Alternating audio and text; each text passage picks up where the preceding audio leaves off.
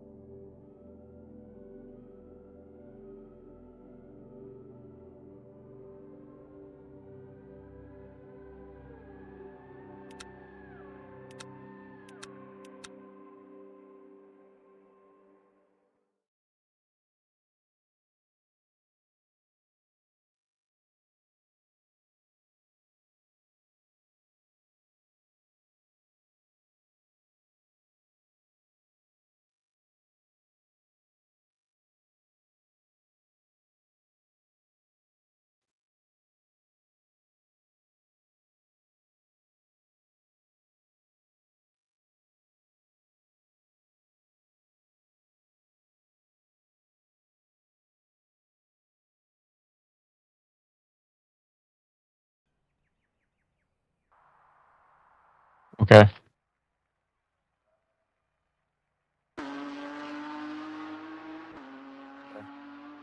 Yep. Cool. Cool. Yep.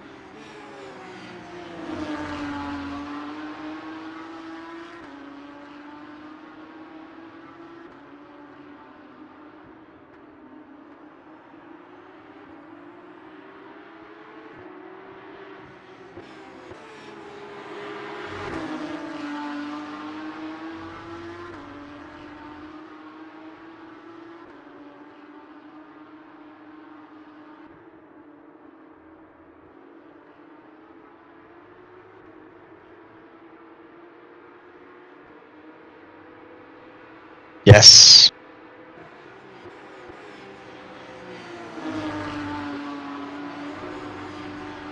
All right.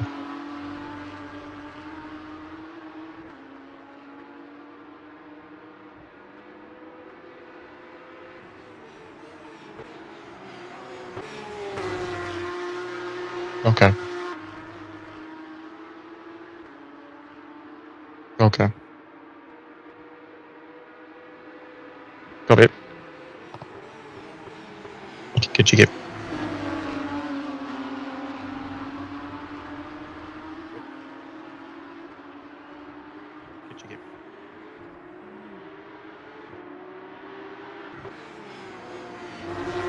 Copy. Yeah, just looking at the history of Road America.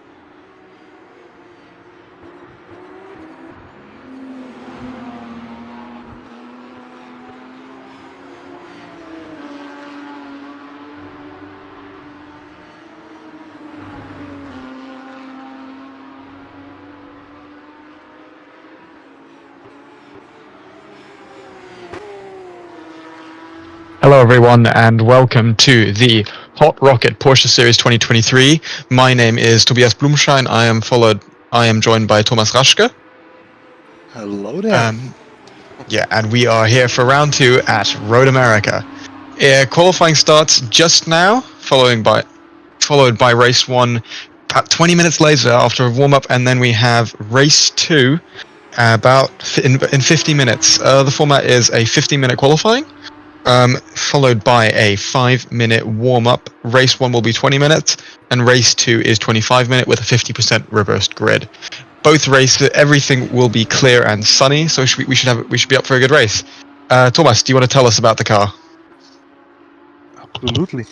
So the drivers will be competing in a Porsche 911 GT3 Cup car, powered by a 4-liter flat 6 engine producing 510 horsepower. It will be a massive challenge for the drivers to keep on track, having no ABS or traction control whatsoever. If the drivers want to be quick in this car, they need some serious skill. So we will see the cream rise to the top, and maybe we will see an underdog taking a very good position on the grid in the following qualifying. Yeah, I mean, the Porsche Cup car has a history for itself. I mean, it's been Porsche's workhorse for the racetrack for many years now. I mean, it's a beautiful car, and it's great to see that it's in the virtual world now. And I'm really excited to commentate on it now for this afternoon. All right, we should slowly be seeing the cars in qualifying now. Yeah, here we're on Cedar Via going through turn 1 of Road America. Checo, do you want to talk us through the 4-mile the almost 4-mile circuit here at Road America? So currently we are going to turn 2, very sketchy on the exit of the corner as you hit the glass very easily. Going down the long back stretch. It feels like it will never end, but it has to end. Very difficult braking point to spot. You brake going downhill, very easy to lock up the tires, very easy to go wide there in the corner as Stedo hits it perfectly. Uphill, left-hander, pretty straightforward. Now a little thing that you need to lift or even brake a little bit for it. difficult to keep the car on track there. So pretty straightforward 90-degree left-hander. Nothing we've seen. Now, the very long right-hander, the carousel. Corner goes on forever as you drive through there. You can play around with the throttle, with the brake to get the car to turn, but it just doesn't want to turn through there. Directly follow me, the kink, where it's really difficult to spot the apex, to hit it, and then not run wide at the exit. Very difficult corner. Another long straight, followed by a big braking zone. Should be a very good overtaking opportunity. Sketchy on the exit, followed by a uphill left-hander. Very easy to run wide there. Now into the last corner, right-hander. Trying to go as early on the throttle as possible to get the most momentum onto the start-finish straight. Going up this hill. And that's a lap around Road America. Really well done, thank you. Now we are... Right, now we're switching over to Luca Martino, the driver to watch of the series. He has gotten pole position at last round at Zandvoort, currently leading the race to get the special prize, the Revolut R8. So yeah, about that watch, the driver with the most poles in the championship will be able to get it. There's the Revolut R8 Racer, which is the other prize is the main reward, which is another watch from Revolut, the Revolut R10 Admiral. Very beautiful watch from them, highly recommended. So yeah, that is the watch you're seeing on screen right there. Is the watch will be the watch given to the drivers champion, which is I think Luca Martino right now, who's currently on track on his lap right now, just going the hill into the bridge. Ooh, going a bit wide there. Should we switch on board? On board to Luca Martino. Ooh, really struggling with the car around here. Really getting a lot of oversteer, isn't he? Well, certainly is the characteristic of the car. Yeah. But he seems to handle it beautifully. Going through the right-hander. Oh, massive drift there. Yeah, through the loop there's so many lines. If you want, you can take a wide entry, then go deep and then try to get the exit. There's so many through the kink here. Ooh, they won't be flat. The drive it's too quick for that. It gets a bit on the grass there. Not sure if he lost much time there though, because this car it is pretty chunky and you can definitely push the limits with this thing. It does take bumps very well. Ooh. Well, and this driver seems to be able to handle the car very well as well. Like, yeah, Luca Martino, really well done. I mean, he got pole position last round, so you'd expect him to do well. Anyway, out of the final corner, he seems to have been beaten both Sector 1 and Sector 2, so there's a car coming faster. Peter Vyers on a 205.7. Will he beat that? No, he won't. It's 206.2. About 4 tenths quicker. Zulkarnain is 2.7. Shazik for Dozoff Racing, another big sponsors of ours. Thank you, Dozoff. Energy drink, also highly recommended. Going into turn 2 now. See Sharik.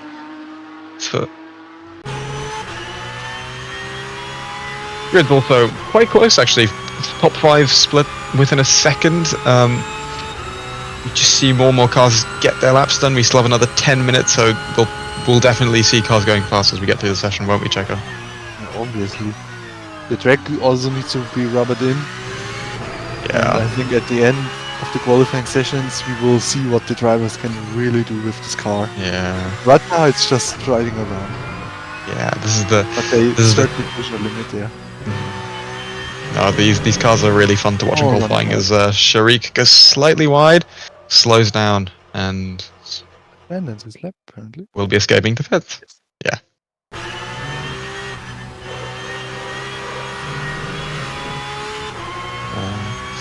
Yeah, also, fun fact about Sharik, last race he missed out by 8 thousandths of a second on getting pole at Zandvoort International Circuit. Much slower circuit to Road America, obviously. I mean, they're completely different profiles. I'd say Zandvoort's a little bit more of is a much more technical circuit in Road America. Road America, definitely not less of a challenge than Zandvoort, but much more straight line oriented. Should produce a very good race here. Lots of overtaking and lots of slipstream battles. We're on here with Sharik Zulkarnain going into turn 3. It's a heavy braking point, and these cars aren't known for having the best of brakes. They are a bit sketchy on them going up the hill.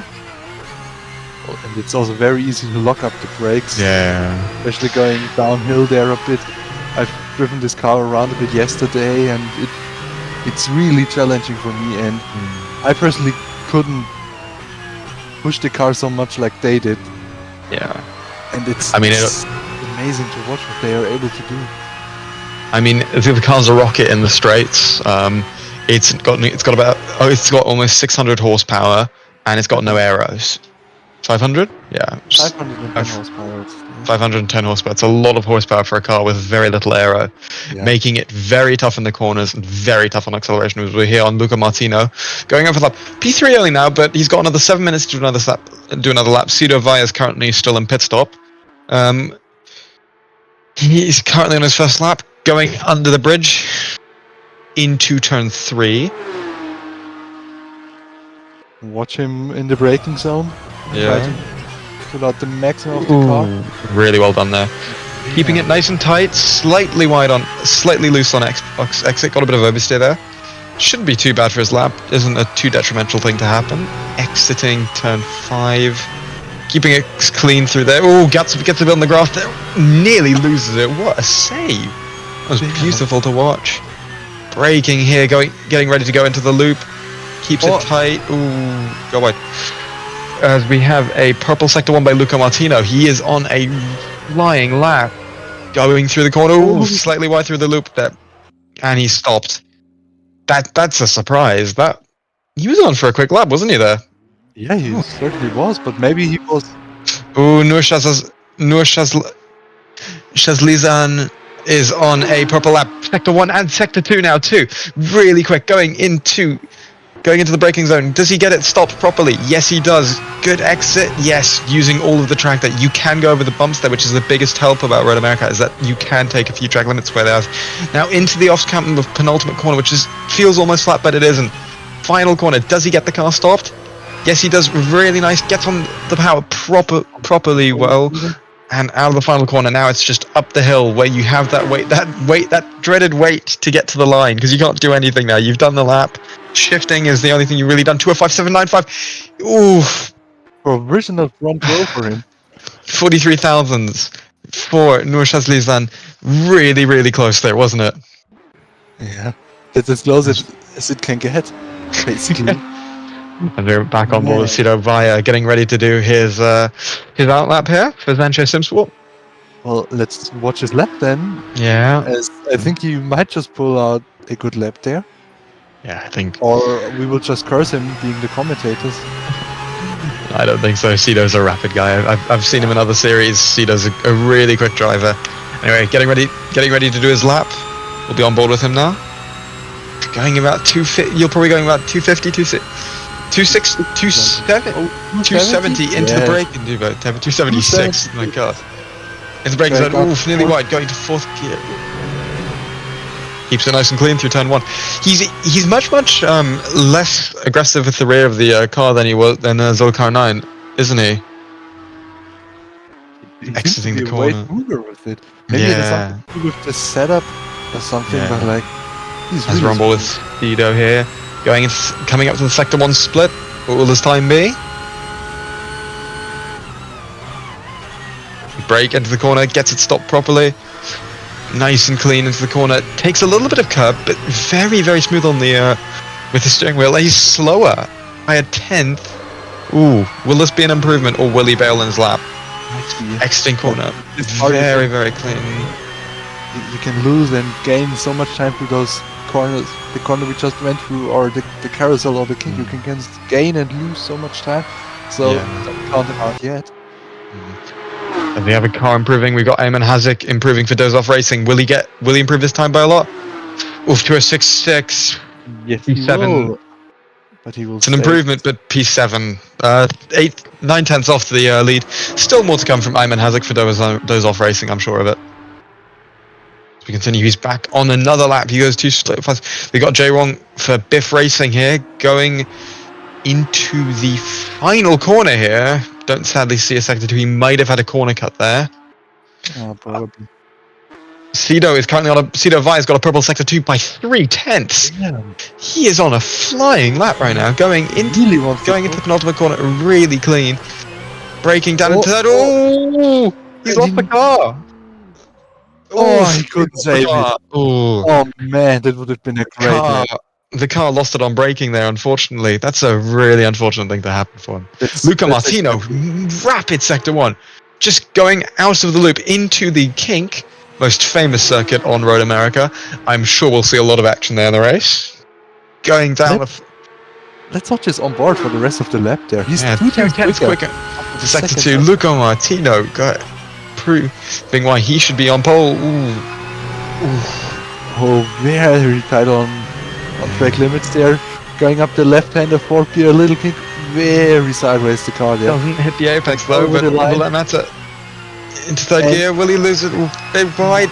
Gets a good exit though. He'll be calling back time. It looks like it's a good lap for him. Yeah, it certainly does. Let's see what he can do. Coming to the line, it'll be 2:05.4. What a lap by 3/10 over Cedo Vi. 2 minutes to go. He is proving why he deserves that watch, isn't he? Yeah, he surely is. But watch out for Cedo going out again. Yeah, Cedo Vi, if he can obviously. replicate what he did the last time, then I think it will surely be a good fight for the pole position here. Oh, definitely. This is a brilliant fight for pole position. And you know what's going to get better is that's probably going to be much, much more exciting in the race, obviously. I mean, racing at Road America is never boring because you just have the long straights, huge braking points. So it never gets old here. This is a brilliant track for cars like this. And both of them will get one more lap to fight it out. So Cedo's final chance. Martino hasn't gone on the pits though, I think, or did he go on the pits and then come out again? Yeah, he did. He did. Okay. He is. It'll be close for him actually though to get to the line, so he might not get another lap. Let's see. I think he might just do it because he went in and then went out. So we will see. I think the thing for Cedo though to remember is that he needs a good sector 1, and because that was the place where he messed up, and he has to make it clean because the sector 2 looks completely perfect. We got Sharik Zulkainan on a lap right now, really wrestling that Porsche 911 992 GT3 Cup car round this thing through the kink. Inches perfect, accelerating well. Ooh, that thing looks like it's on rails. That's so quick. Going into the braking zone here. For some reason, it doesn't show the sector time, so I'm not so sure if the lap is actually on. Yeah. Or if it's a cut lap. Yeah. He certainly can. Yeah, it might be invalid. Yeah, he's starting another one now. You can see him slow down and get ready. He's going to try and maximize his exit. As we're here on Nur Schlazlizan for Playbox Volturi Racing, going out of turn 1, looked clean, took as much curb as you can on the outside, going through turn 2, keeping it clean now. Not much movement on the car, which is what you want. He's going to be trying to get up there and compete with Luca Martino. 10 seconds to go till the timer runs out.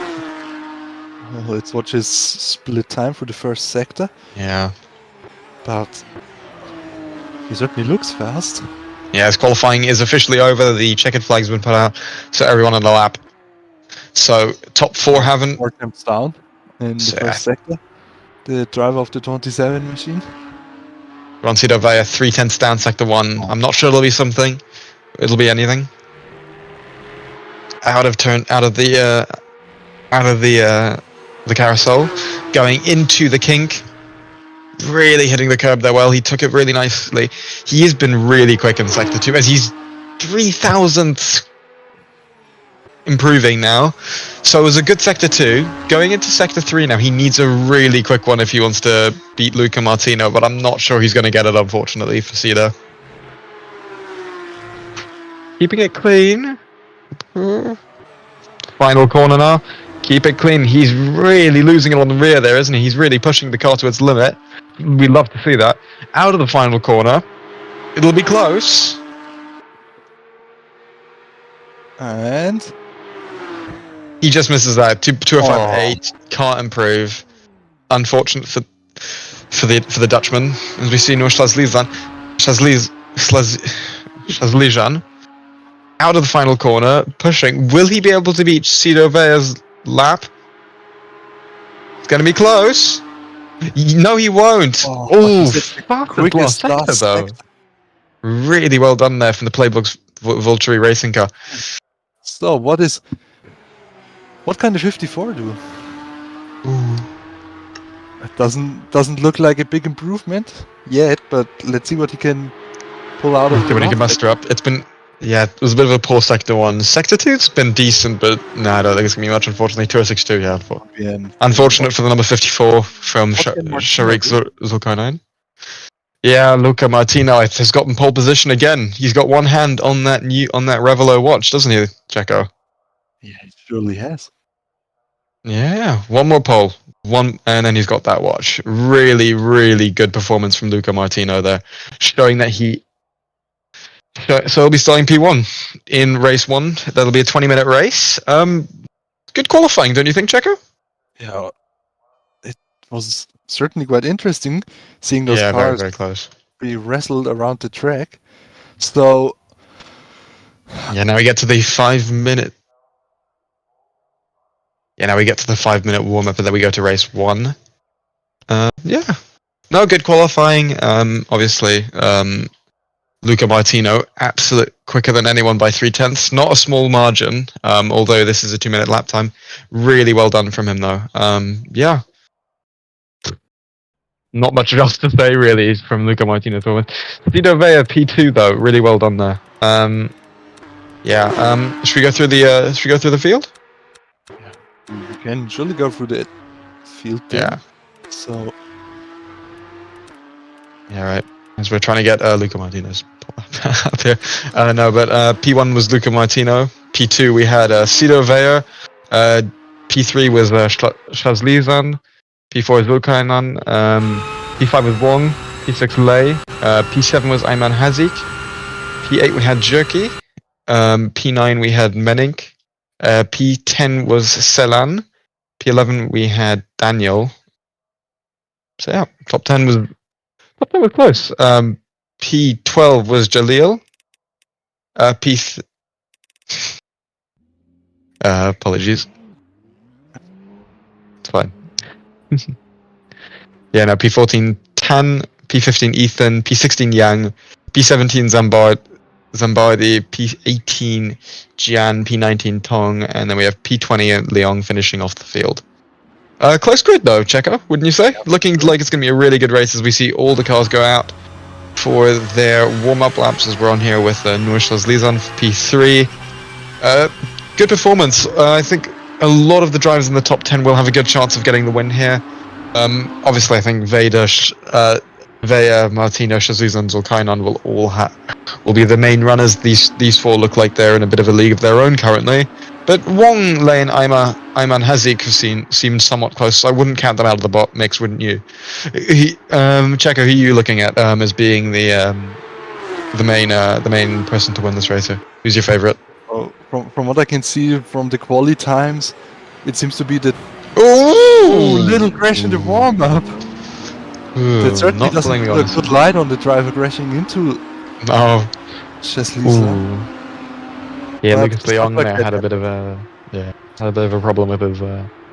So from what I could see in the qualifying times, we will have Martino, Vea, Shazlizan, and like those three fighting for the win. So if nothing stupid happens, then maybe the top 5 are fighting for the podium there.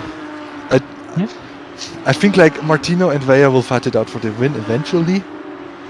They will pull away from the field probably. We need to expect it's only a 20-minute race, so I mean anything can happen. I mean, so it'll be around we'll probably have 9-lap race then, judging on that lap times they're doing. It means that the cars also won't be fueled up very much, which is always what we want to see. The cars on fairly low fuel, so we could have times which are somewhat close actually to quality times at the beginning, but then obviously as we get through the race, they'll drop off slightly. But as we're on board here with Cito Vaya from the Zantrist and SimSport just going out, as we're on board with them, you can really see his. It's crazy because Luca Martino and Cito Vea both have completely different driving characteristics. Cito Vea is much more precise, much more careful with that. I think they're both on track. No, they're not. That's not Luca Martino's on pits. They're both very smooth in their driving characteristics. So it's an interesting thing to see how different their driving styles are. But how close they are on the field, don't you think? It will be interesting to watch them, what they'll do. And also watching further down the top 10, they all seem to be very close in terms of lap time. So with the draft being a factor on this track, you might actually see someone like Manning fight for a top 5. Yeah, I mean, anything is possible here. I mean, in Road America's... anything is possible, as you say. Road America's a great circuit. For sure, think it will be a very interesting race. It will be very interesting to see how it pans out. It's also more special. Dynamic will be. Yeah. And maybe just because the weather forecast says it's clear, maybe we'll have a bit of rain or something, or the track will get cloudy or something. We don't know. Yeah. It's a very low chance, but obviously it's a chance in motorsport. But I highly doubt that we'll have any rain. Unfortunately, I mean, clear sky racing is just as good as a wet race. But no, I mean, the special thing also is about the circuit, Road America. I mean, it's been completely. The layout's changed very little since its creation in 1955. The first professional race actually held here was NASCAR. When it was a small series. It was actually the first race in NASCAR won here was won by a Jaguar sedan car. Well, that's a bit of information. Yeah, it is. It's a special thing to know that the first win here, professional racing win, wasn't won by an American car, but by a European manufacturer. So that's very interesting. Yeah, Nurshaz Lizan on a 2:06.5 race pace. That's rapid. He's going to have a really good chance of doing well here, won't he, for Playbox Valtteri Racing? Well, for us commentators and the viewers, we hope so, because he doesn't start on pole, so he have to fight his way to the front. Yeah. And that's always exciting. He can, in the race, will get a reverse grid pole. So I mean, if you finish P10 in race 1, it's not the end of the world. You'll have a chance to start from pole in race 2. So I mean, it'll be really interesting. As warm-up has finished, we'll slowly be going to the race. Predictions for the win, Checo. Oh, it will be a very intense fight, I think, between the three main rivals in this league, with Martino, Vea, and Cheslisland. But maybe, just maybe, we never know. We're motor racing, so everything could happen. Yeah. Obviously we don't hope so, but maybe the top 3 will crash, and then the guy in P4 that was driving alone the whole race wins, or something like that. That's why racing is so great. We will never know what happens until it has happened. Yeah. I'm gonna just go out and say I think Zulkarnain has a good chance of winning. The silent fourth driver hasn't. I mean, he had a good qualifying, finished P4, and he was close to the other 3. But maybe finishing P4 in qualifying will light the fire in his light of fire, and he'll get the win. So I'm gonna go for Zulkarnain to win. As we're here on for Yongjiang, for Mirablo Motorsport. Just finishing up, as we had a bit of an accident at the back, as advertising boards have been gotten rid of by Ethan here. Just Ethan. Seems to dislike those great Revlon watches. Oh yeah, that's Don't know who could do that. Those watches are brilliant. Highly recommend. Yeah, it was Ethan. He cleared about 5. He seriously dislikes the watches, apparently. I doubt it. I think no one does. I think it was an accident. No, that's an unfortunate accident there for Ethan. Let's see what happened. Going through the kink. I have a feeling there'll be a small accident. Yeah. What happened to him? Oh, going a bit shallow on entry, then losing the car through the kink and completely clearing out the. Yeah, all the advertisement is gone. Oh, yeah, he man. lost it. Yeah. He lost it on entry. Yeah. Well, then went Well on the saved, curb. though. From that point onwards, there was nothing he could do. He was just a passenger to the spinning car. Yeah, right. As we're slowly getting to the start of the race now. They'll all be getting ready. He definitely now needs a kind of doze off to cool himself down again. Yeah, definitely. To get ready to fight for one of them watches. Yeah. Hopefully all the drivers will be using doze off to get themselves some good energy they need for the race start, don't they?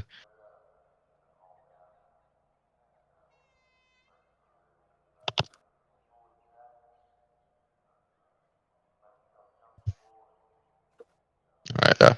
Yeah, I mean, obviously. Yeah. Right. Okay. Yeah, obviously with the race start, Luca Martino starting from pole. I mean, he looked quick in qualifying. I mean, getting pole in these cars by 3/10. I mean, this is spec series. That isn't a small feat. So I think we'll see. He should have a good chance of winning. But Tito Veo, never count him out. He's an absolutely rapid driver. Obviously competed in Le Mans Virtual. So I would never count out Tito Veo. So yeah, I mean. But it also shows how quick Luca Martino is himself, so I'm really interested to see how it's doing. So yeah.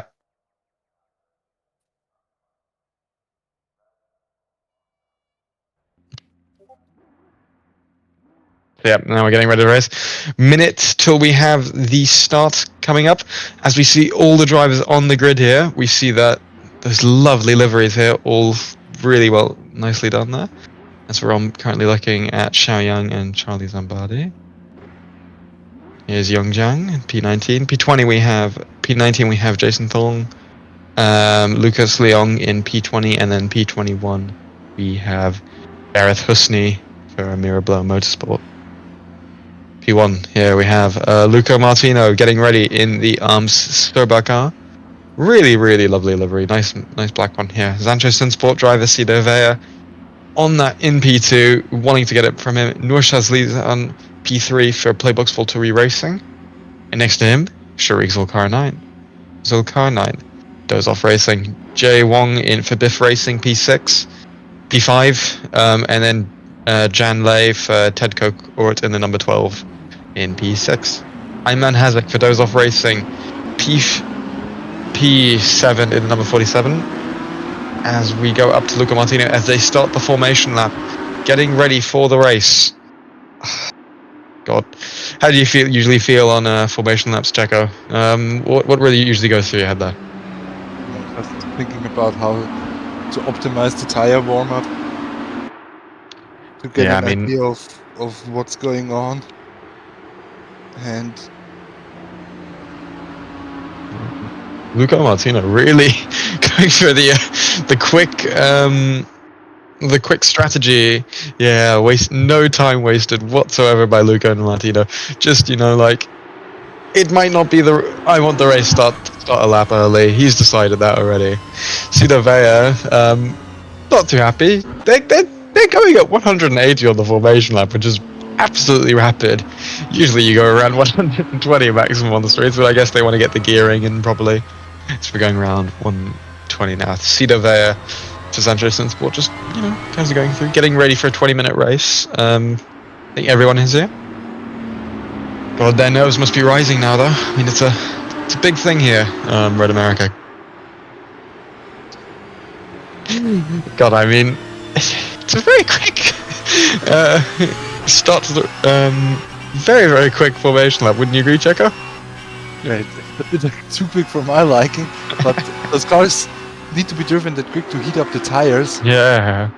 Yeah, I mean. Yeah, especially I said I've driven the cars yesterday. I've looked into the setups, and it seems to be a bit of an occurrence to run very high camber on those cars. So it'll be very difficult to heat up the whole tire surface on it.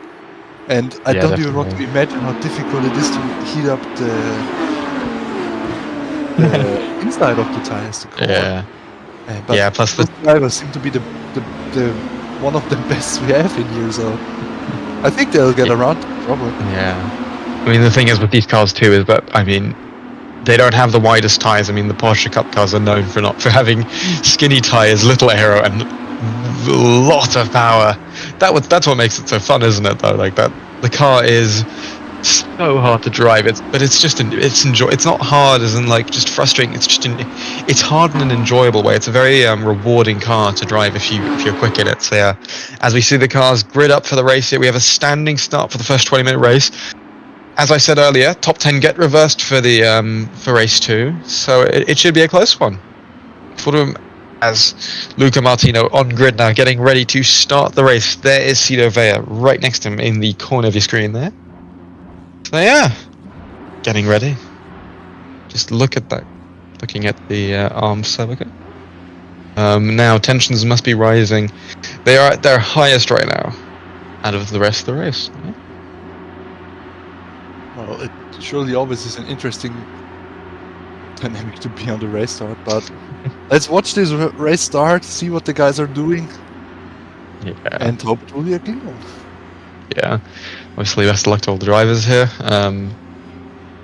It's always like nerve-wracking when you're on the start of the grid because you have to think of so much. You don't want to stall the car and then cause a mass pile-up. That's the worst thing that can happen on the start, but I doubt any of the drivers will do it here. So let's see. So we go here through Adi Daniel, Nabil Jalil. As one of the, there's a bit of a thing at the back. There's a bit of mess at the back. Siad Siarkia has gone to the pits. Is he already retired? Is he going to be starting for the pits? Oof. Oh man. Something happened at the back there. As we go here, Charlie Zambali in P17. Young Jan, Jason Thong, Luke Still, and Gary Huffney. See the light somewhere? And the lights are off. We go. Ooh, what a start by Sharik Zulkarnan. He's a mental start. He's just mugged off all 3 drivers and gone into the lead. Luca Martino. It's 3 wide. Luca Martino going into turn 1. Will he get that? Cito Fire gets spun around. All around in turn 1. There's a huge pile up in the back. Sharik Zulkarnan into the lead though from P4. No, the least. That was a rapid start. Perfectly done there from Sharik. Luca Martino, P2. Nurshaz Lizan is P3. Cito Vea had a terrible start, unfortunately, and is all the way back in P16 as we've got a huge Sean Sealand. It's a huge accident on the back straight. Oh, we got a car flipping. Jan is upside down, and that is definitely out of the race there, I'm afraid. No, is he continuing? He is continuing. We got 2 cars without a wing. That looks like the normal 992 Porsche there, as we got Sharik Zulkarnan in P1, but right behind him by 3/10 is Luca Martino. Alright start, took it a bit more safer. Sharik Zulkarnan said no to that and just went for it. Seems to have worked, he's all the way up into P1. Well, it seems like what you've told about him might come true actually. Man, and what I've said about Charlotte Manning. Already P6. Yeah, Manning, really well done there. Really good start. Kept it out of everyone's thing. We already have quite a few retirements, unfortunately, back there. That was a crazy start at the back there, wasn't it? Unfortunately, a lot of cars are out there. Husni out. We also have Wong and Lei out there. 3 cars out already. 18 still in the race, though. That's a good, healthy amount still. So it's good. Most cars got through there. Cito Vea, though, already up to P10. Will he stay then? Try and get the reverse controls. We got another car off there. Cito Vea currently up to P9 as we got Shea Wong as he's currently trying to get Daniel ahead of him, and Zambardi had a great start. P17 to P7, 10 positions. That is worth talking about. That's insane. Ayman Hazik too. Really good start as we see up front. Up ahead here, Shazlizan trying to catch the 2 cars up ahead. About a second, just under a second off P2. Close, isn't it? Wow. What a crazy first lap that was. Yeah, it was a crazy first lap. 17 minutes ago, just lap 1 done. Sharik Zulkainan is up in P1, but he's got Luca Martino right behind him, 2/10. Will he do a dive bomb into the start? I think he's just that little bit too far there. If you really want to be like a 10th behind, yeah, doesn't try it. Smart move there. I mean, it's the beginning of the race. You don't need to do anything. He's right there, though. It's really close, isn't it? I think what he might do is surprise him in the next braking. Oh, he's got a chance here. Corner. Going through this corner and then... Oh, he's too far. He's just too far. He lost a little bit of time to him there and lost time to Sharik ahead of him and just couldn't get him. We also have Shazlizan behind, just, you know, making his presence clear, staying behind, taking it easy. Obviously, there's also a very famous German word saying where it says, when there are two people fighting, the third person laughs. I think Checo knows it, so being German. He's got Cito Vaya right on the behind of Adi Daniel here. Staying right behind him there. Daniel going into defensive position, into the kink. Wouldn't try move into the kink, to be fair, but Cito Vaya also fastest into sector 1. Oof, really close there. Yeah, he really does as well. Daniel taking very aggressive. Cito Vaya heavy on the brakes. Does he get him? Or does he get the car? Oh, he keeps the car. Ooh, what a save by Cito Vaya. What an overtake too. I mean, he really had to keep the car there, didn't he? Yeah, and he had the car there. Yeah, really well done. Great car control there from the Dutchman. Ooh, is Daniel's off the track there? He's off. Just leaves on to a 7-3. Just keeping up with Luca Martino. Zulkainan is slowly, you know, getting away from him there. Luca Martino struggling to keep up with Zulkainan in the Dozoff racing car. Playbox Volturi racing driver Nur Shazlizan really trying it, isn't he?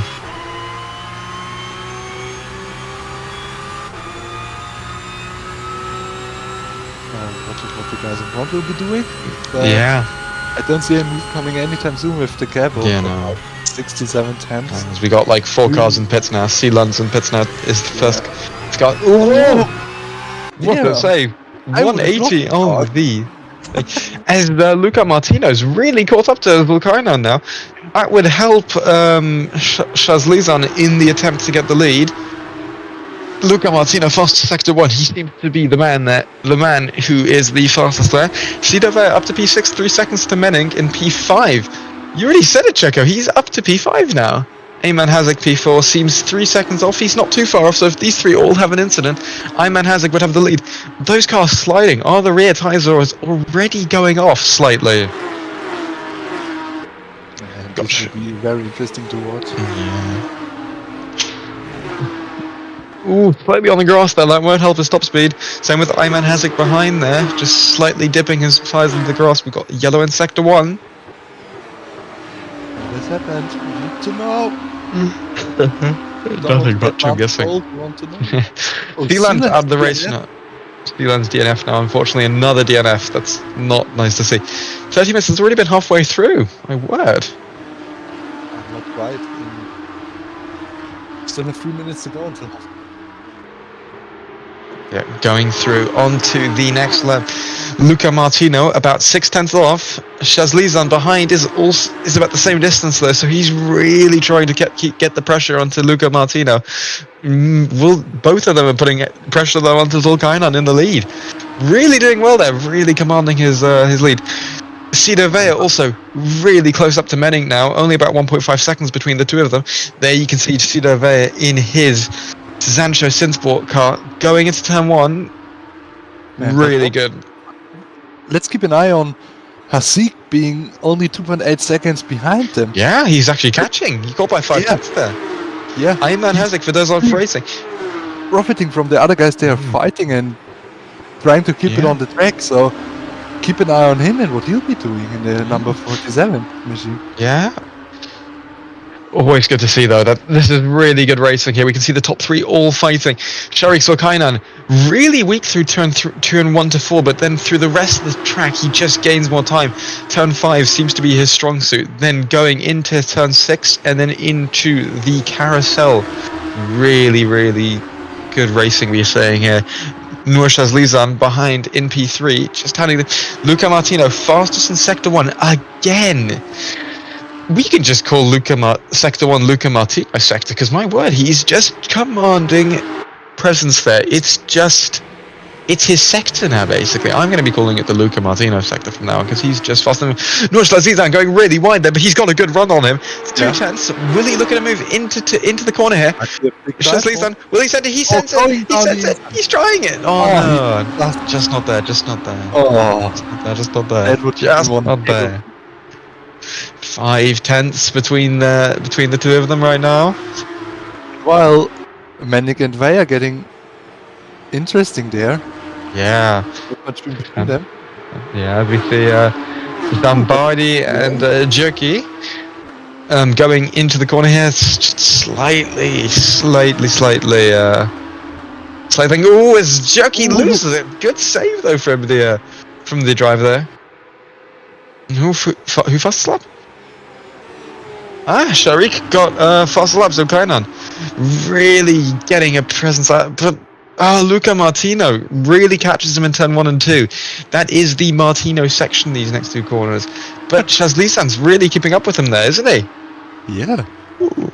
Man, now imagine if the 54 wouldn't be there. Those two would be away from the field. Yeah, no, I mean, Ivan Hasek's keeping up though. A bit of a quiet qualifying from him, as we have got Ethan and Zambardi. Really close racing. They're going through turn 1. He keeps it next to him, getting him into turn 2, really squeezing him, Zambardi there, and he keeps the position. However, he loses pace. Oh, there's contact going into turn 3. They're side by side. Charlie Zambardi lost it slightly on corner apex there, right next to him there. They're neck on neck. It's about a tenth between them. I think Ethan has cleared him. Yeah, he has. Zambardi's just not. Had a slow exit and lost 2 tenths there. There's something on seconds as he tries to platform. It doesn't work. Man, that was a little bit egregious. That was an interesting move. I would not have tried it. Great awareness from Ethan to have spotted it, but completely turn into the corner. Great awareness from the driver. Now. Yeah, as we got Luca Martino. He's so wide through the king. But he is so much closer to Zulkainan now. Will he be able to get him into turn 3 now? I mean, it's close. Yeah. Going into here.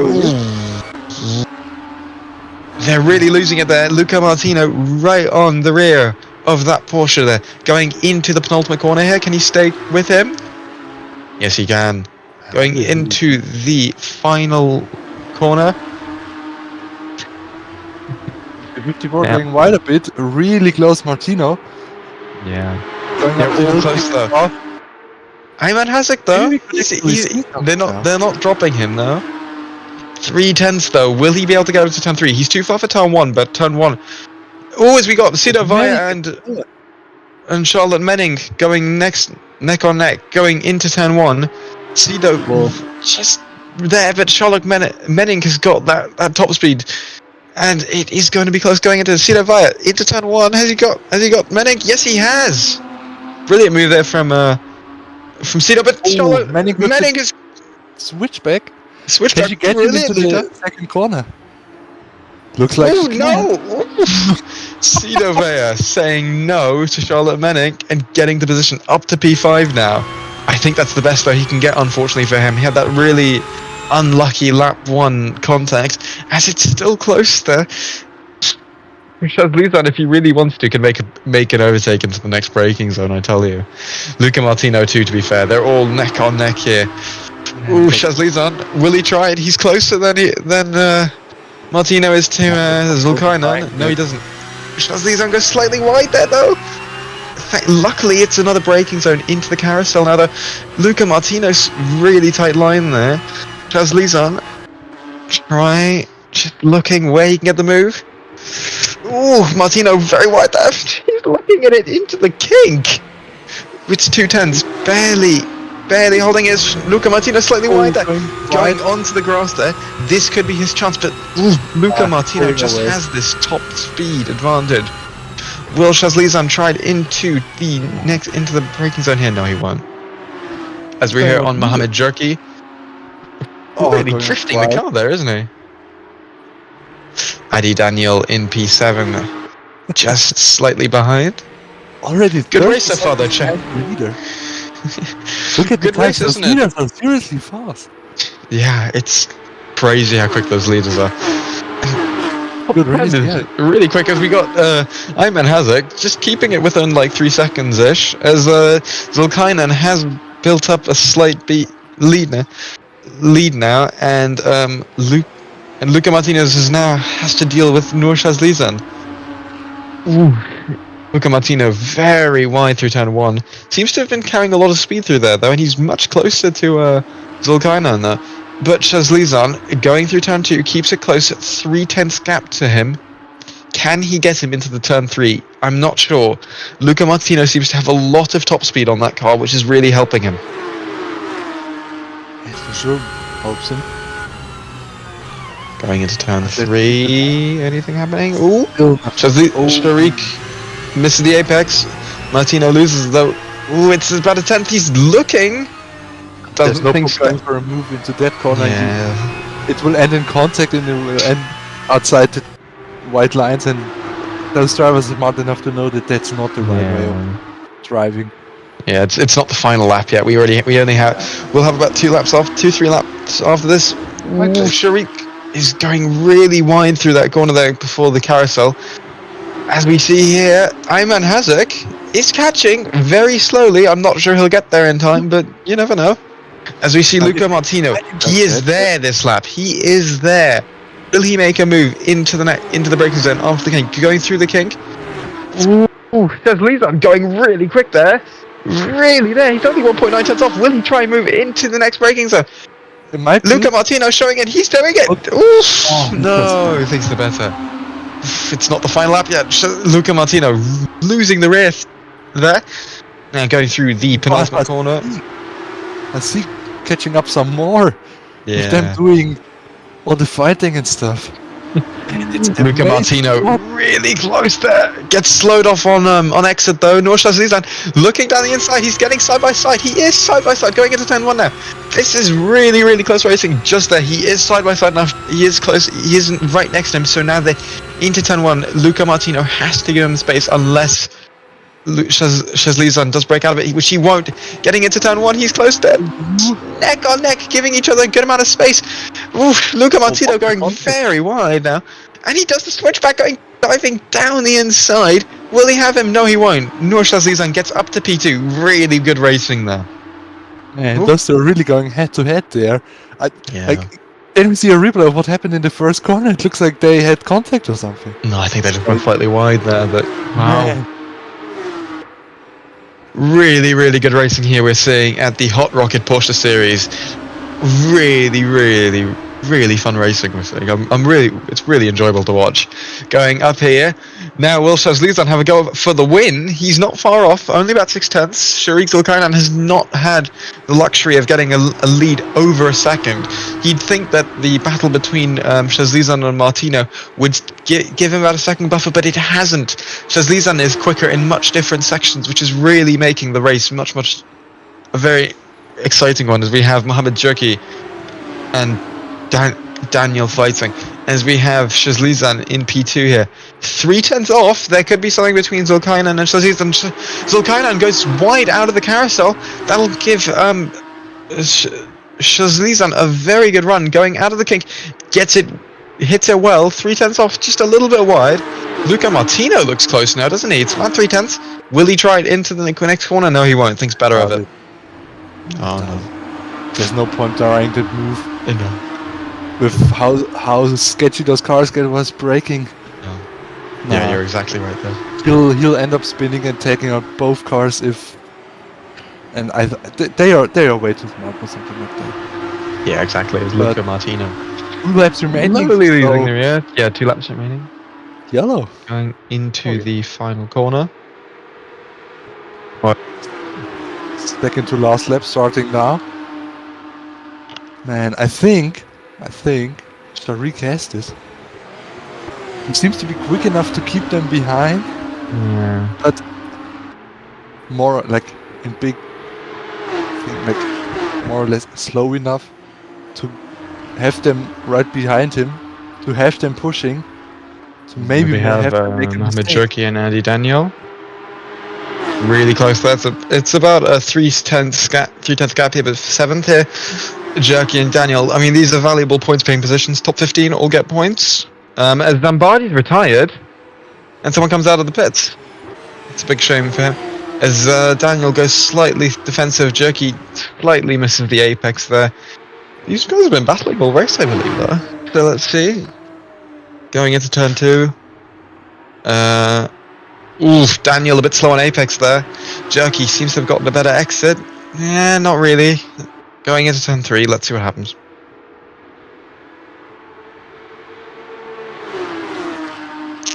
No, nothing. Daniel a little bit too far. Chesley's on 3/10 off, going into the kink. Yeah. Oh, maybe if he can get a run through the kink, then maybe he can try a move into the following braking zone. It's... Oh, there's a Oh, there's a car standing! Stationary on the track, they all miss him. That's insane. Chesley's got a brilliant chance now. Will he try it down the inside, going onto the penultimate lap? No, he doesn't. He thinks better of it. What was that? That was mental. That was a car which crashed. That was Yang. Crashed in the kink. Really dangerous position there. Drivers just didn't see him. The kink is a blind corner because of the wall right before it. So, just wow. Shazlizan is about a 10th off into the final corner. He needs a good exit there. As we've got Young Zhan, a laps car there. Ayman Hazik is really catching him there. He's only 2.2 off. Really, really close. About 1.4 between him and Luca Martino for the podium position. Now going on the last lap. Man. What an exciting race this is. Yeah, we're on the final lap right now. It's not over yet. Some action again from the first 3. Shazlizan looking down the inside. Doesn't think about it. A lap car as well, maybe as a factor to play in, depending on where they catch them. I'm not sure they'll catch him, you know. Yeah, you never know. Oh no, he's slowing down. He's slowing down. But shows how tight this track can be sometimes. Like during half a lap now, 2 times. Luca Martino really late on the brakes into turn 3. It's Volkainan. Shazlizan is looking there. No, he thinks better of it. You're right. Don't try it into turn 4. Don't try it into turn 4. Won't work.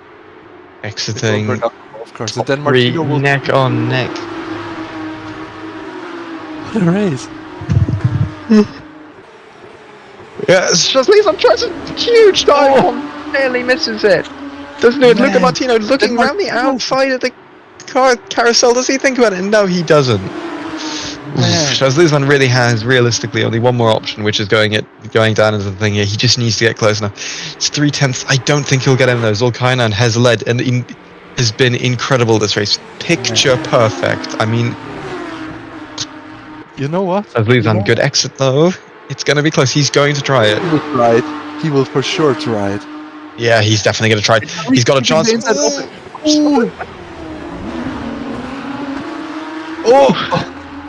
That was really aggressive by Zulkainan, but just fair enough because he was not next to him. Shazlizan got on the grass and stops Luca Martino. Ayman Hazik's really caught up there in the final section, hasn't he? As we go through the final corner though, Sharik Zulkainan wins round 1 here at Road America. Brilliantly done from P4. Got the start, led the entire race, led every lap. Perfectly done from Sharik Zulkainan.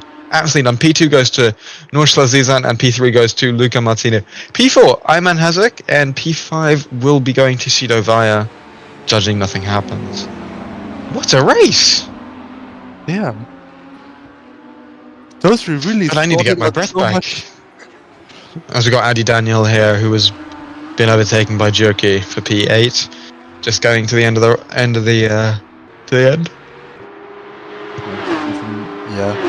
Yeah, nothing's happening much. Basically. Yeah, P8. Good job from Andy Daniel and Jerky from where they started, which is quite far back. They will be starting P4 and P3, respectively. Ethan will be going P2 and Tan will be going P1 for race 2 because it's a 50% reverse grid. 11 cars will be the... Oh, 11? Yeah, so it'll be Sekia who starts. Yeah, exactly. Tan in P2, Ethan P3, Daniel P4, Turkey P5, P5, Menink P6, Vaya Svea P7, Hazik P8, Martino P9, Shazlizan P10, and Zulkarnain P11. What a first race, though. You see all the cars go by. There is Driver of the race, in your opinion, though, Checo. No, let's just get that. Probably have to say the person that's on screen right now. The debut in the series, debut in the game, first race in R Factor 2. For Charlotte Menink, yeah, that's insane. Keeping it on track. And finishing P6. Ooh, what a race though. That was really good fun. Obviously now we have race 2 coming up shortly. So yeah. Ooh, that was a race and a half. I'm still trying to catch my breath, everyone. It was a really special race to watch. It was really good. It was close fight, close battles. It was just everything you wanted in the race, wasn't it? It sure was. So much happening.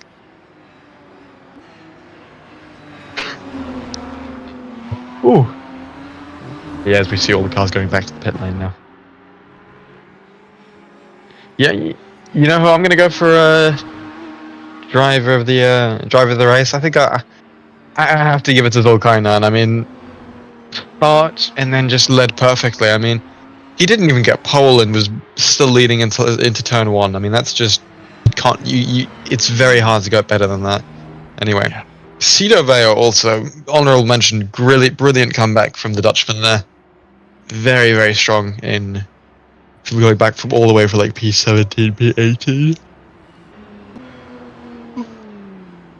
It sure was a great performance by him. Like, it was a great performance by everyone. Yeah, it really was. It was a good race. Wasn't able to keep it out of the crashes at the start. Man, Apart from the second race will be as exciting as this one. Yeah, it's also 5 minutes longer, so it should be just still have about 12-ish laps of racing, which is exactly what we like to see. Man, what a race! Race 2 should just get better though, no? I sure hope so.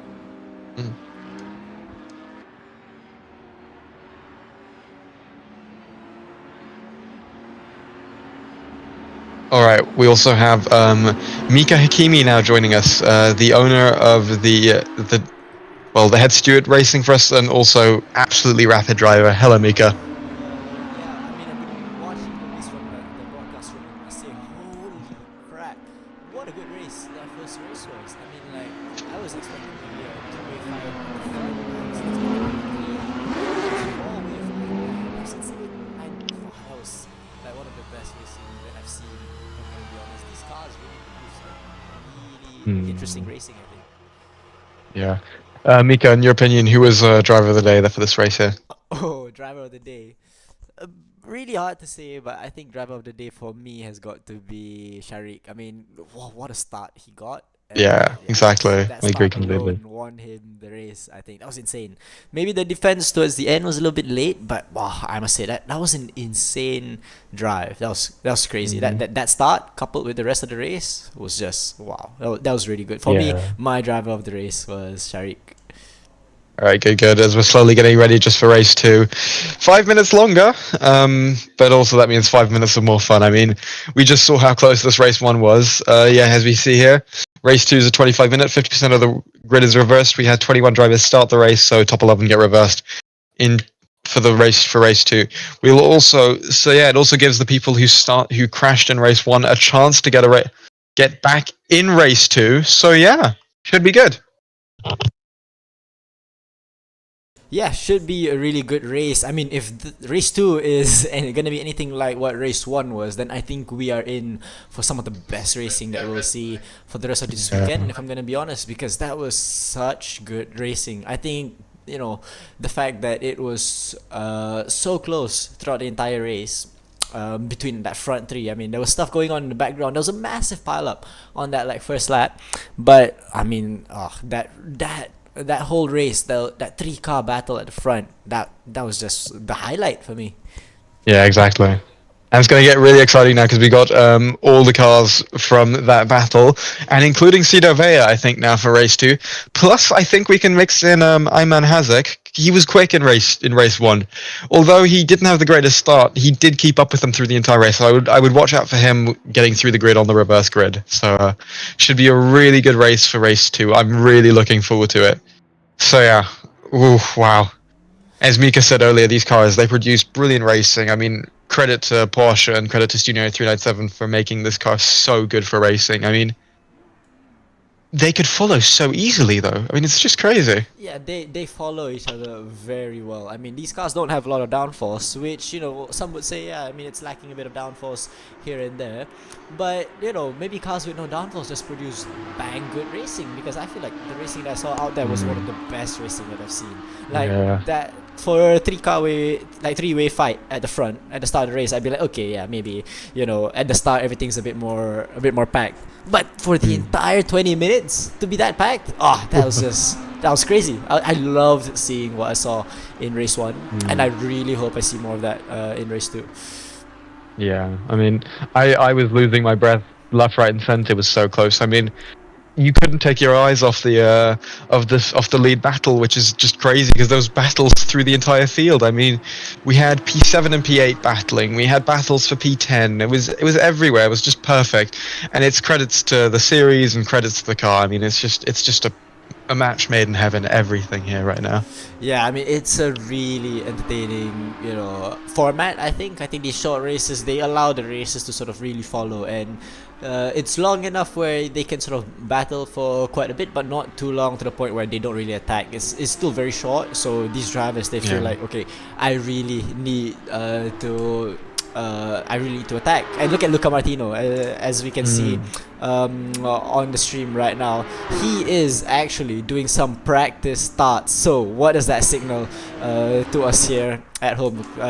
We've just missed it, but throughout he went out of the pits during warm-up, and then he spent the entire first minute of that warm-up out on track just stopping the car, doing a launch, stopping the car, doing a launch, stopping the car, doing a launch. What does that say? I feel like after seeing the start that Sharik Zulkarnain got in race 1, Luca Martino starting to think, hang on a minute, there's no point in me having great pace if the guys are just going to pass me in turn 1 just because I had a bad start. So I think what's in the back of his mind right now is the fact that if he doesn't get a good start, he might be under huge risk here. Especially starting, I think he finished 3rd, so he should be starting P9, if I'm not mistaken. He's got a lot of cars to navigate, and we saw in race 1 that there was a massive pile-up from 8th onwards.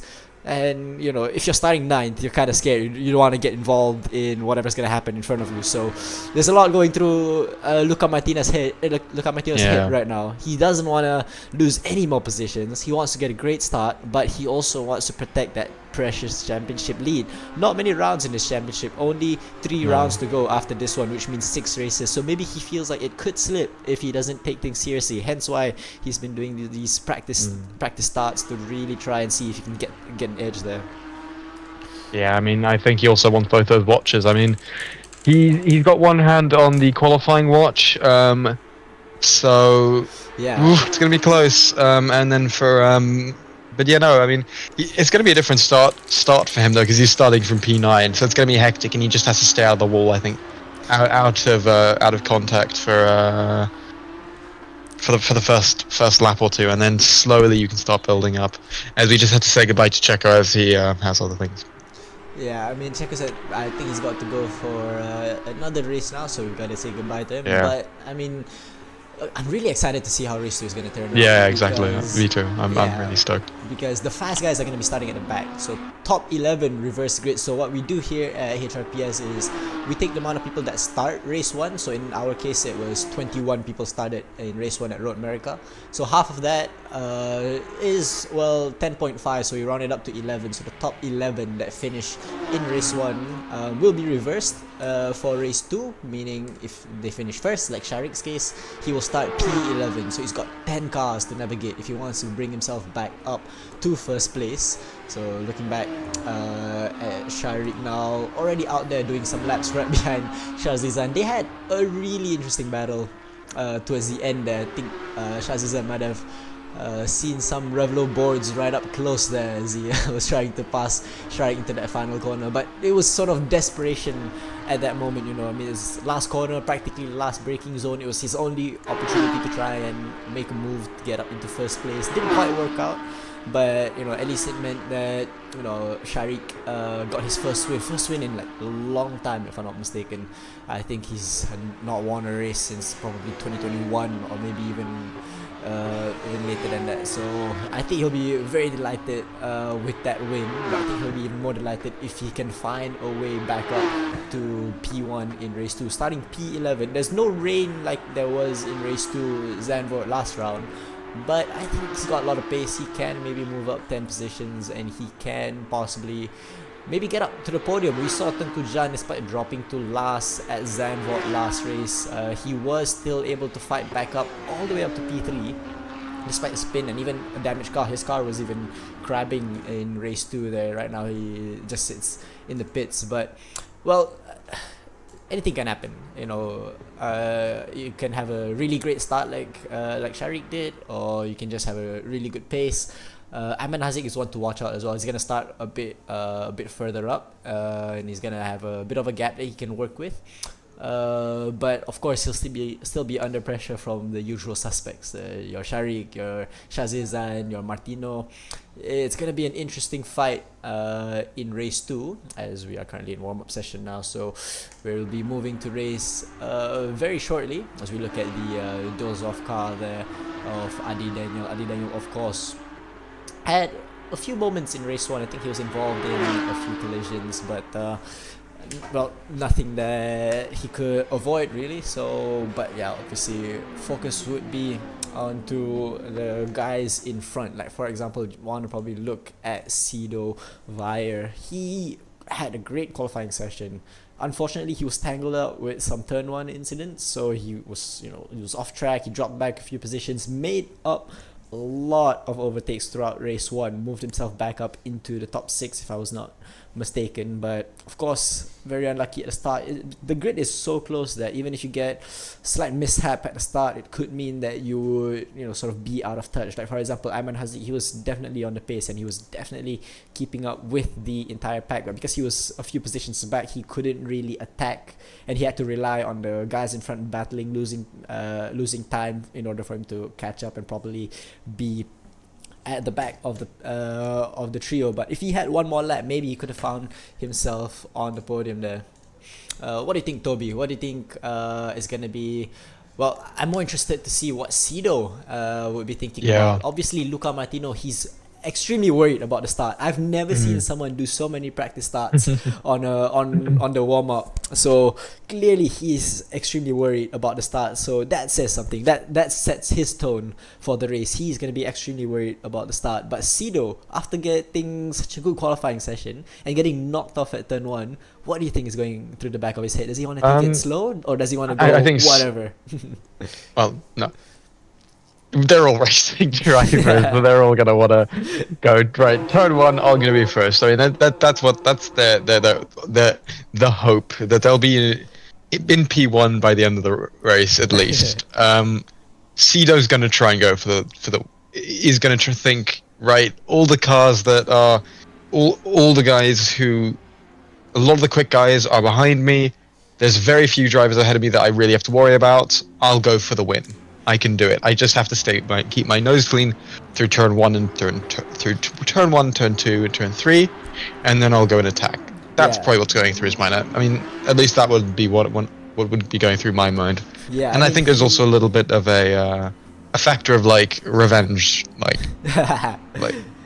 what happened to him in race 1, because that must have been incredibly frustrating. He was the only car from the top 4 to get taken, to lose nearly all the positions and have to go back to that P16. Speaking but of recovered the perfectly. Usual suspect, if we look at the grid, 7th, 8th, 9th, 10th, 11th, those are the leading pack. They're all in one group. So this is going to be one interesting thing. Of course, we have Syed Shakir, who's going to be starting on pole because he finished P11. Then right behind him, we have Kingston Tan here, who's just gridded up with about a second to go as well. Then we have Kingston Tan starting in 2nd. Behind him, we have Ethan Seto, who's racing for 7 Racing. He does go-karting. Huh? Some The cars car's have not gone. P5 hasn't gone.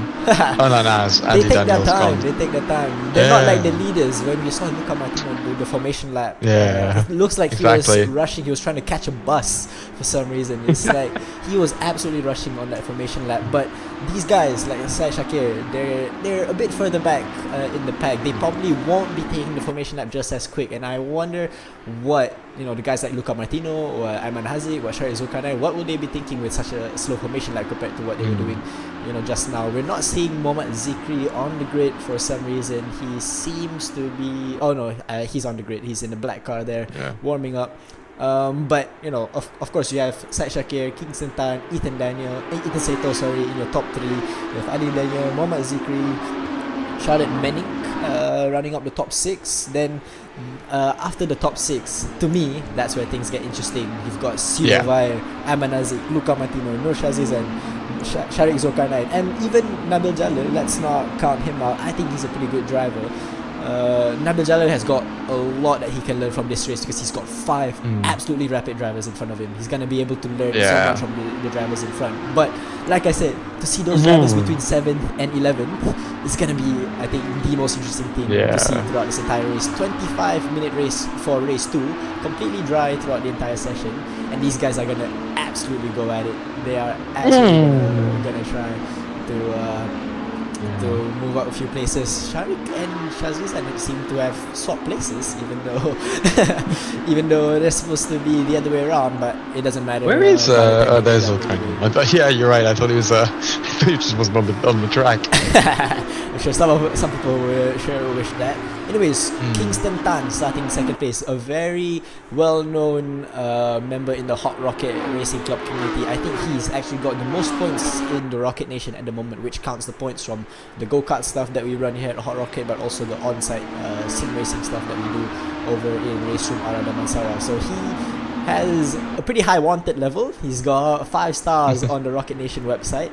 A lot of work to do here. He's got 1 car to pass if he wants to take the lead of the race, but he's also got a very feisty, a very young Ethan Seto right behind him. Ethan Seto, a very new person in the R Factor 2 scene. In fact, a lot of these drivers, I think about 70% of the grid, only bought R Factor 2 as we announced this competition. And Ethan Seto, a go-karter here in Malaysia, competes quite often. In fact, he just finished a go-kart race that he had this afternoon. So a lot of these guys fresh off the racetrack, and Ethan Seto, look at that. He's very ready to get going, isn't he? Yeah, that's brilliant to see. It's brilliant to see that people are buying the game. It shows how good these competitions can help, and it's such good things to see here. As we see all of them grid up, not as many problems as we had for race 1, where we had a bit of confusion. Seems like we still have a little bit of confusion. A bit of a confusion there in P13. Looks like Yong Jan is trying to back up into his pit box. Jason Tong has gone as well. There's a bit of a mess here at the back. Let's shift our focus to the front to sort of save them from their embarrassment there. But very getting ready, car, staying calm. Will Kingston Tan get him around the outside? Or will it be P4 again? Kingston will it be Tan Daniel? Will pray that he gets a start as good as Sharik's, because Sharik I didn't even see him in frame on that start for race 1. No. Somehow he was in the lead by turn 1, and that's the kind of start you need if you want to win these races. And that he's going to be thinking about the exact same thing starting P11. Lights are coming on now, so drivers are about to get ready. And we're green flag here. Go. Gets a good start. Gets a great start. Kingston Tan, not low, but dude, he gets an insane start. Shazizan on the outside. We're gonna have to watch that. That pack there in the middle that was at the front in race 1. They're gonna be battling really hard in that mid pack. Kingston Tan looks to be going a little bit deep into turn 1, but they seem to make it through very fine there. Some cars going wide, but all good here. Good start. Zikri's already pulled a lead there, Toby. Yeah, wow. Zirki, really good start there, isn't he? P3, I think he started. Really well done there from Zirki. And we get here Sido Veyer up to P4 as we got Jay Wong off track already, unfortunately. That's rough. Luca Martino is already up to P3. Right there, battling with Ethan Seto. Ethan Seto defending very hard, but what a start from Luca Martino. We were talking about all these drivers. Sido's on the grass there, being pushed off a little bit. But we were just talking about how these drivers have to get a good start for race 2. Sharik did not manage to get as good a start as he did in race 1, but Luca Martino from like that mid pack all the way up to P2 now. Haziq's off. So Hazik's been taken into the wall, spun off by, I think, Zeddy Daniels got a huge accident at the back there. Lucas Leong and Ahmed Azik they've been involved in the collision there. Bit of contact there. Yeah, very unfortunate there for those two drivers. Ahmed Azik, one driver who had a lot of pace that could be fighting at the front, unfortunately now drops back yet again, as we see Tengku Janle trying to fight with Syed Shakir for P10. But I think there's a closer battle we should take a look at right out in front there. Sido Weyer wanting to get revenge on Luca Martino, trying to, really keep up with Luca. This is a good overtaking spot, but I don't think Sido is ready to send one down the inside yet. They want to be like sort of very cautious. What do you think Sido will be doing here, Toby? I think he's just going to be looking at his options. He's realizing that Jerky is 2 seconds up the road, maybe using the slipstream to just save the tires a little bit. I mean, it's not like in Formula 1 where you have to worry about following behind the car. With these cars you can, and you won't ruin your tires, which is the nice thing about driving a car with not much downforce on it.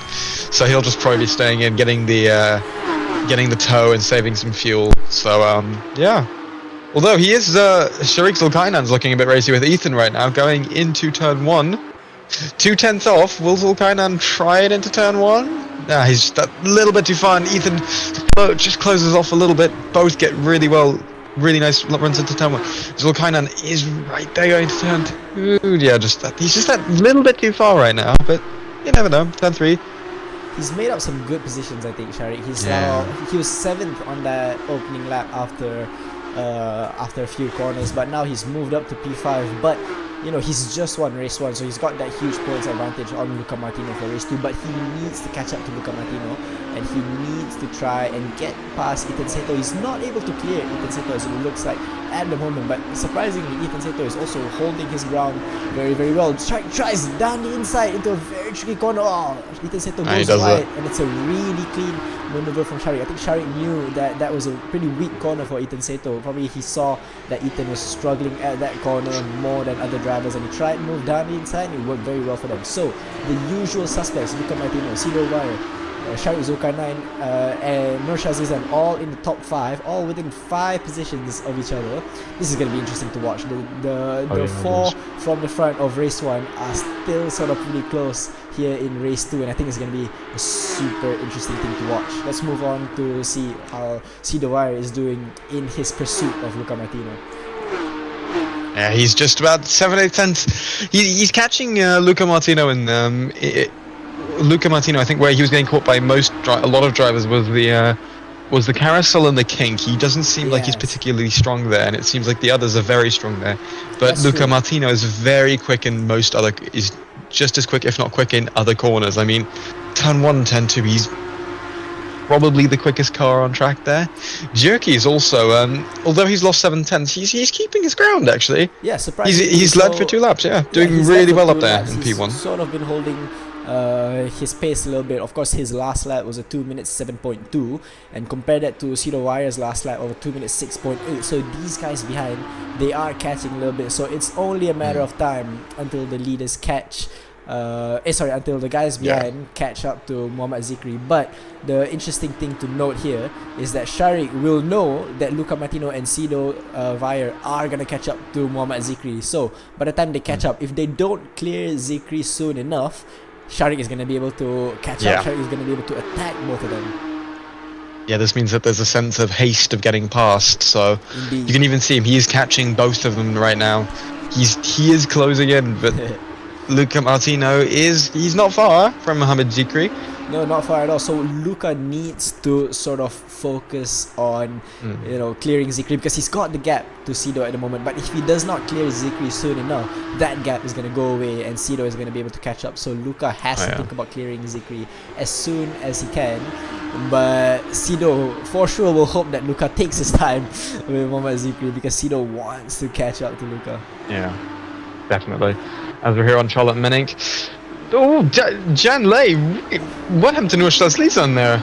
So Shazizan somehow dropped a few positions back. So he was like one position behind Sharik, or 1 or 2 positions behind Sharik, but now he's dropped back further. So something must have happened to Nur Shazizan there. So we've got to figure out what happened. But as it stands, I don't think Charlotte and Jan will mind one bit what happened to Shazizan there.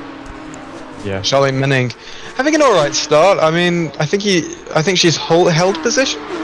Yeah, I think she sort of held her position pretty well as well. Yeah. But Shazlizan just looking down the inside. Think he's just a little bit, just a little bit too far. Janley is ahead, doing really well on P6, isn't he? yeah, he's doing pretty well. So he was doing even better in Zandvoort because he got third in both races. But that race 2 that Janley had in Zandvoort was the highlight of almost the whole season, because he went from having contact on lap 1 of race 2, spun back, got hit again, and then he dropped all the way to the back. But in the wet weather, he was able to climb back up all the way up to P3, and that was basically the highlight from race 2 of Zandvoort. As we move back, focusing on Cedar Wire, he's getting close to Luca Martino, but that's because Luca Martino is not able to clear Zikri as soon as he would have liked. Yeah, Zikri really covering the inside, but Luca Martino looking down the inside. Zikri trying the racing line as he's got off. Zikri's got off. Right? Can Cedar Wire get him? Yes, he can. So Zikri, really well done for him. As Luca Martino was trying to pass him, Zikri, just sort of either was looking in his mirrors too much or whatever. He went wide, and that allowed Cido and Luca Martino to go by. So within the space of a few laps, Luca Martino has managed to go from P9 all the way up to P1, and he's gonna want to stay there. He's gonna want to try and clear Cido, because Cido has managed to clear Zikri quite easily as well with Luca. So now Luca's only worry for this entire race is Cedar Wire, who's gonna want revenge, because he had such a poor race 1 after being caught up in some incidents, and he's gonna want to catch up to Luca Martino to try and get this win. He's brought the gap down from 8 tenths to 7 tenths, so maybe if he can catch by about a tenth every lap, we'd see him battling for the lead pretty soon, don't you think? Yeah, definitely. We're gonna have about like 8ish more laps to go, so he's got time. But going through the through the braking zone here, it's about 6-7 tenths. Luca Martino, I think, seems like the slightly quicker driver here, but you can never count out Cedar Wire from a race win, to be honest. Oh, there's a battle for P12 here. Ethan Seto, who was quite high up, now he's struggling down in 12th position under pressure from Gareth Husni there. Gareth will try and look for if there's an overtaking spot into this heavy braking zone. It's the last heavy braking zone of the lap if you want to try and make a move done. Sean Seaton going a bit wide there, trying to cut some grass over there in the final braking zone. But Ethan Seto, he had such a good start. His start was very strong, but now he's struggling down in P12, so that's a bit sad to see. Let's move up forward to Jay Wong. Jay Wong, we saw him facing the wrong way. It was just at the corner of our picture there. He was facing the wrong way at turn 1, but now he's attacking Charlotte Menning. Charlotte Menning, who was battling with John Lay, has actually dropped back a bit now, surprisingly. So there's so much action going on that we're not able to keep up with what's going on. We saw, there's a yellow in sector 2 for some reason. That must be one of the cars behind. We're not able to see yet as I think it's Shakir as he's DNF'd, sadly. That's a shame to see. Yeah, it is. And a decent race 1, P11, got reverse good pole. It's really gone the opposite way around the race 2, hasn't it? That's a big shame to see. As we're on here with Jan Lay against Adi Daniel, going into turn 3. Just not there yet, but he's catching the car ahead slowly. Yeah, Jan is no Shazlisa. Oh, big slide there from Shazlisa, as you mentioned. But Jan, in terms of his attacking, he's a very passive guy. He's kind of like Fernando Alonso, where he doesn't really go for these crazy moves. He waits until he gets close enough to his opponent, until his opponent worries too much about him, and then he just sends it down the inside with precision and ease. So I think that's what Jan is going to be doing again here. But Adi Daniel is holding his ground pretty well. I mean, I don't think a lot of people will complain about how Adi Daniel is driving at the moment. He's holding 5th place very well, keeping Tengku Jan behind. And because of that, I think if he keeps this up for the next 15 minutes, he might see himself getting a top 5 finish. But Jan Lay is just way too close. Oh, he's got the rear of his car sliding. Great save there. Absolutely everywhere there. Great save, and I think he still might be able to turn it into an attack, because Adi Daniel is still trying to cover that inside, but Jan Lay still maintains the racing line. Like I said, Jan is not one to go for these late dive bombing maneuvers. He will make sure he gets close enough. He's got the pace, he's got the technique, and then he'll use all of that to catch up. Yeah, but he's also got to worry about his Shazliza behind him. As we're back on the lead, as Cedar Veya's caught back up to Luca Martino. It's only about 4 tenths now. Closing in on the straight, but that car, Luca Martino's really set his car up for the straight line speed, hasn't he? Yeah, Luca Martino definitely struggles in anything that needs a bit of grip. These cars, they've not got much downforce, but they've got a bit of downforce to play with. But what we saw in race 1, Luca Martino, he could be right up behind the bumper of Sharik Zulkarnain going into sector 2 or sector 3. But as soon as they enter those like high-speed corners at that fast right and then that carousel, he just drops back. So I think there must be something about Luca Martino's car, either with the right side or with the rear wing, where he's just trying to get the car to have as little drag as possible. And maybe for qualifying trim, you know, it's good enough. Obviously we saw him get pole, so obviously the car was good enough on one lap, but perhaps that is not the best way to go with the setup when it comes to a full race distance. Yeah, I mean, you can clearly see that he's overusing his rear tyres, and to be honest, towards the end he was slowly looking like he was going to get dropped by the two cars. Yeah, definitely. By Zulkarnain and Chazlizan, so I think the setup's too slow down for us. Well. So yeah, I mean, and it's a longer race, this one, so if his pace was going to drop towards the end of the race, it's going to be even worse here with the race being 5 minutes longer. Yeah. Yeah, as you can see, Cito Vea has caught him by 2/10 alone in the carousel. He goes slightly wide, that won't help him either. Yeah, Cito Vea right now got the fastest lap. He's the only man to do a 2:06 at the moment in race 2. 2:06.8. Oh, Jerky goes really wide though in the background. A bit wide there from Mohamed Zikri, but Sharik at the back now trying to get onto the podium position. So he's actually, I think he's even closed up to the top 2 here. Oh, definitely, yeah. He seems to be. Sharik seems to have a very good race pace car. It wasn't the best in qualifying, but he's clearly turned it around in the race, and to the point where he's looking like he's the fastest man in race pace. Yeah, clearly. Not the fastest lap overall, that goes to Cedo there. Oh, but his fastest lap of the race is a 2:06.9 while in traffic. So Cedo's got, you know, pretty much clear air right at the front. He's only got Luca Martino to worry about in front. But Sharik Zulkarnain, while trying to pass a few people up, trying to move up to P4, still setting a 2:06.9. So his last lap was a 7.6 while he was trying to battle. But compare that to Cito Vea's 2:07.7 on that last lap, he's definitely catching to the front pack. Yeah, definitely. Should have a good front 3 battle again as we go into the final 10 minutes. I sure hope so. So, I mean, a bit less action in race 2 compared to race 1. I mean, race 1, we had such a good battle at the front. We were spoiled. Yeah, we were spoiled from race 1. But there's 2 cars fighting for the lead here, then 2 cars fighting for P3. Still an interesting fight. If Sharik can clear Zikri soon enough, he might find himself catching up to Cito Vea and maybe even Luca Martino. Do you think he has enough time to do that? That's the thing. I mean, the 2 cars ahead are they're such quick drivers. I'm not sure he will. And Zikri, to be fair to him, is doing a very good job up there in P3. I mean, he's keeping up with the 2 cars ahead of him. Yeah, I mean, he's really doing well. I mean, I didn't expect him to do this well. So hats off to Mohamed. He's really, really quick today. Yeah, he's doing very well. Oh, Zulkarnain goes slightly wide there. That's not going to help him. Even in race 1, he kept going wide there. I think he's trying to build his own racing line probably into that corner. But unfortunately, track confines are track confines. So he's going to have to stay within the white lines if he can. But he sort of dropped back a bit from Zikri there. At the start of the lap, he was right up the bumper of Zikri. But I think, Zikri's on the grass. This will invite Sharik into an overtake here. But he's still a bit too far back. But wow, okay. I mean, I think Zikri is starting to feel the pressure. Yeah.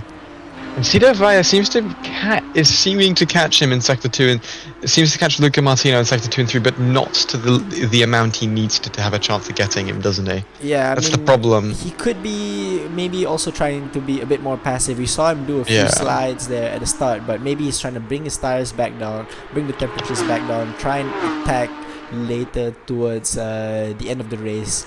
But exactly. If he can keep it within a second, I think he will stand a very strong chance. But given that Luca Martino doesn't pull away, because let's not discount Luca Martino's ability here. He has the pace. He's got 2 pole positions and 2 wins so far in this series.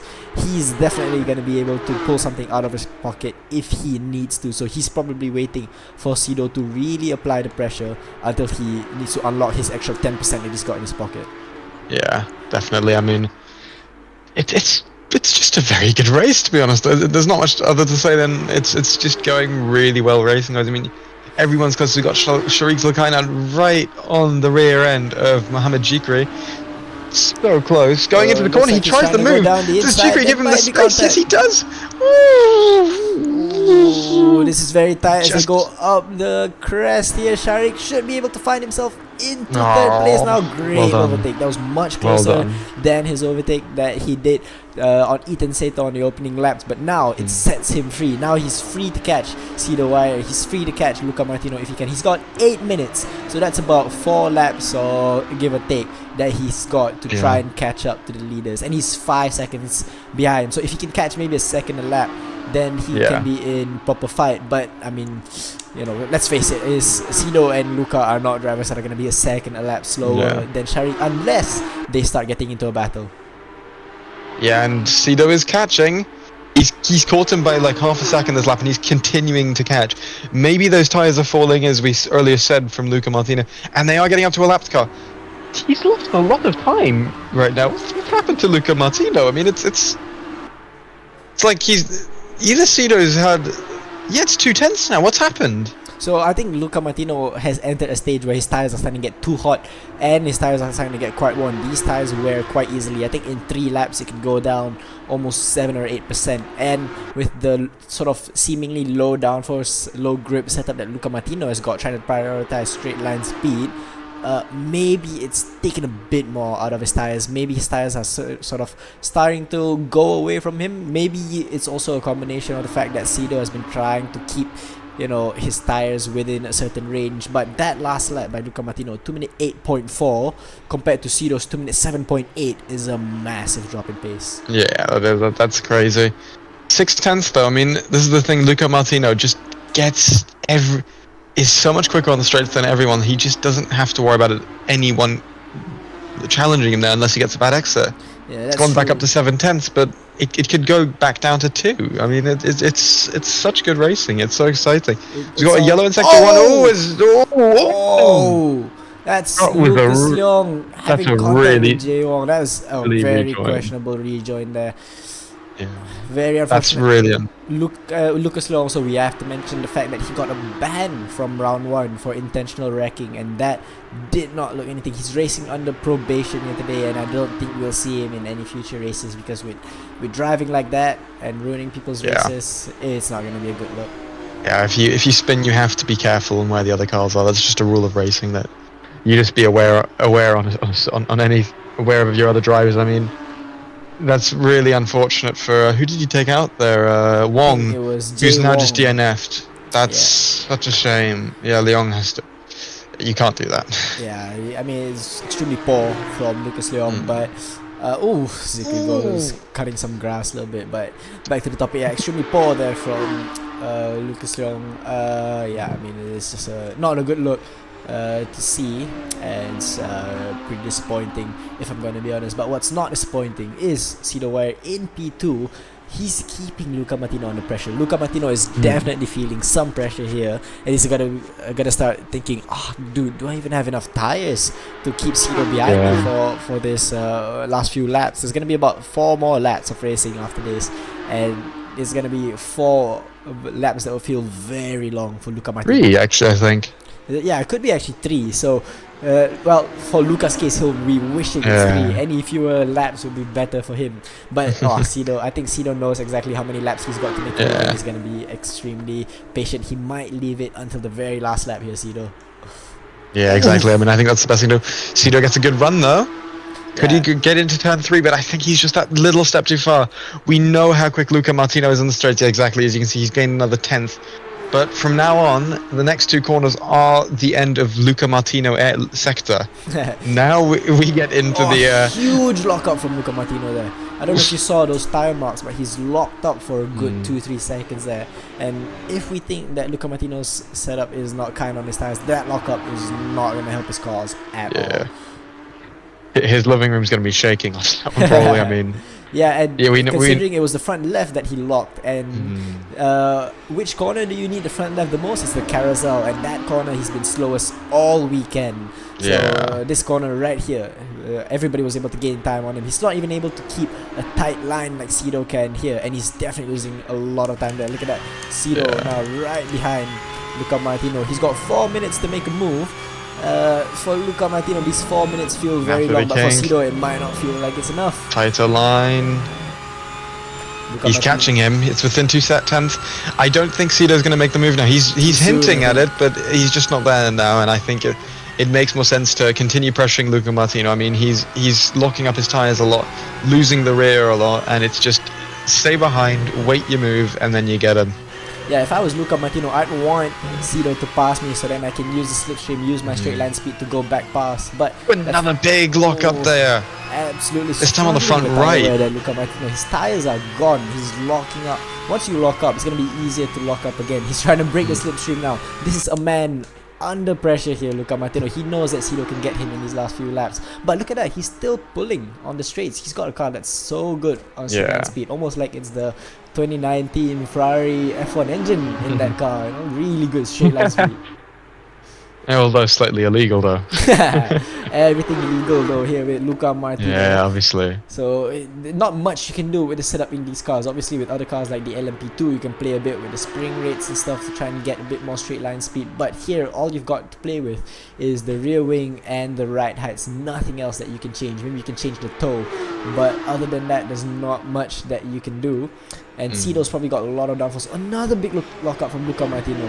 Huge lock up there. Massive. He's really feeling the pressure, isn't he? He's really trying to get that car stopped for every corner there perfectly, but it's just, it doesn't seem like it's helping him, and Cito Vea just looks so much smoother on it. Cito looks be fair very to them, though. relaxed behind Luca. Like, compared to his qualifying lap, Cito was fighting the car all over the place, but now behind Luca he's sort of quite chill, you know, a smooth input, one stroke of the wheel to go in, one stroke of the wheel to straighten the car out. I think he's biding his time. This looks like a driver who knows that he's got the time to attack, but he's just waiting it out a little bit. But if he waits out too much, Luca might just be in a safe enough gap because he's got that straight line speed that he needs. Sort of maintain the gap, sort of stop Cito from applying more pressure. But it's these high speed corners like this one right here where he just cannot fight. Because he's just not got the grip. No, he doesn't, and it's going into the final lap now, where Cito's gonna have to try and move now, because the thing is that when you don't want to be as too complacent as Martino's really just as you're saying, he's just fighting the car too much. He's not letting the car guide him through some corners as you should with this car in a way. Yep. It sounds strange, but you kind of need to let the car also guide you through by pivoting it a bit. But yeah, as we go on to the final lap now, it's 4/10, so anything can happen between these two. Hasn't been as crazy as race 1 was, but it's been just as exciting. I mean, I think the lead had a sort of more passive feeling compared to race 1. Race 1, you've got like 3 cars, almost 4 cars fighting for the win here, but now it's just sort of a passive fight between Cito Vea and Luca Martino. Luca's just not got the front tires or the rear tires to be able to fight with Cito here, but he's still got the lead, and through straights like this where it's very, very long, Cito must be thinking, this straight is too long because his car's got too much straight line speed. Yeah, I mean, it's just crazy, but yeah, Cito about 5 cents off now going into turn 3. Last time, this is a big overtaking spot, but I don't think he was ever going to have the chance to get it on him. Luca Martino on this one. Again, locking up there slightly, not as bad as he did the last 2 laps, but still, it is a lock-up. Cito Vea staying there, just about 6 tenths. It's a bit far. Luca Martino's built a gap through those last 2 parts, but he is closing. It's about 5 tenths only now.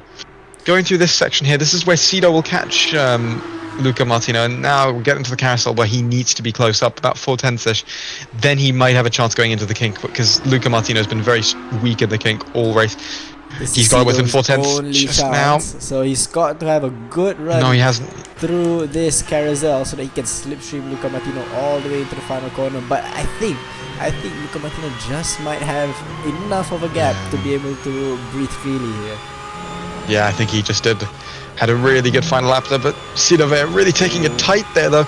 Really aggressive now. It's 3 tenths. He's caught him a lot. He's got to send it if he wants any chance of getting this win. He might think about it, but he's just not close enough. Final corner still there. Final corner there. There's a very close fight. He's going to try the final corner, I think. Oh, they are even closer. This is the closest they're going to be all race long, is they enter the final corner. Luca Martino has gone wide, so this might mean that there's an opportunity for Cito Vea to attack if he can get a good enough exit. Oh no! So Just saves it though. Luca Martino though goes up the hill to win race 2. Brilliantly done here absolutely from great the racing there driver. from the front too. Again, the winner only separated by half a second, but what a Yeah, drive from that's Luca insane. Martino. Again, just like race 1, I think that start sealed it from him, like it did seal race 1 for Shaik Zulkarnain. Yeah, as we get for P3, we have Sharik Zulkarnain and Mohamed Jerky. Jerky, really good race from him. Really kept Zulkarnain, the race 1 winner, honestly. We got Janlei, Janlei who's 6th. finishing in 6th. A bit of a quiet round this time from Tengku Jan. He had quite the impact in round 1. A bit more quiet here in round 2. But still a very strong performance nonetheless for Tetko Really Duarte. well done from him. As we look further back now, Then Charlotte P7 we have crosses Charlotte the line in Menig. P7. Good first race for her. Very good first race. I I mean- heard it's her first race in R Factor 2 as well. Yeah, that's really impressive. P7 in a grid. Ironman has like a very good comeback from him. This The is doors the off unsung racing hero driver. of the race because he had a big shunt on that Yeah. first lap, and to come up all the way back up to P8 and here P9 with Ethan Seto as well. Really good driving. Adi Daniel P10. Gareth Husney from P21 up to P11. 10 places good. Yongzhan P12. Yeah, so we've pretty much got the grid order quite well sorted here. As you can see, so many DNFs here in the grid. But the star of the day, Luca Martino, that's his 3rd win in 4 races. He's in unstoppable form. We need more of the sort of Sharik Zulkarnain type performances in that race 1 just now to be able to stop Luca Martino. And even then, Shazizan came into play and gave Luca Martino a bit of a headache. But Luca Martino right now, 3 wins in 4 races. It's just really hard to stop him, isn't it? Yeah, it was a really good race, and we stay in America though for the next race at Watkins Glen. A little bit of a different circuit, no, Mika? Yeah, I mean, I think especially with the Porsche Cup car, I think there might still be some very interesting fights. Definitely. That's going to happen at Watkins Glen. You know, I think in many ways it is very similar to Road America. It's another American circuit, very high speed as well. So it's going to be a lot of fun. The thing is that the difference is that it's just got those long corners, which will be very fun to watch to get these cars on. Yeah, exactly. Yeah, I mean, and it's going to be interesting to see how Luca Martino will set up his car as well. Perhaps compared to how he set up his car in Zandvoort, his car looked a bit out of shape here. It was enough to get him the victory, but when things were a bit tighter, when he had someone in front of him, it just didn't work. But in clear air, I think that setup was bang on for Luca Martino. Just enough to get him the win. Yeah, really, really well done from all the drivers. It was a really good 2 races. Good qualifying was really close too. It's been a really good weekend of racing here. We've seen Luca Martino though. I mean, pole position, podium race 1, and win race 2 with a setup that looked a bit strange on race pace. I'd take that if I were him. Really well done. He's won 3 or 4, leading the championship, and is in pole position to get both Revolots. Yeah, indeed. He just needs one more pole position, and he's got that watch all to himself. And if he wins the championship, that's another watch that he can get. So every driver out there is eyeing for that prize, and Luca Martino is the closest one. He is the man to beat if you want to get these 2 free Revlo watches. But next round will determine whether he's got one watch sealed or not. So if he gets pole in the next race, that's one Revlo R8 racer that he's gonna bring all the way to Italy, and he's gonna absolutely love that timepiece.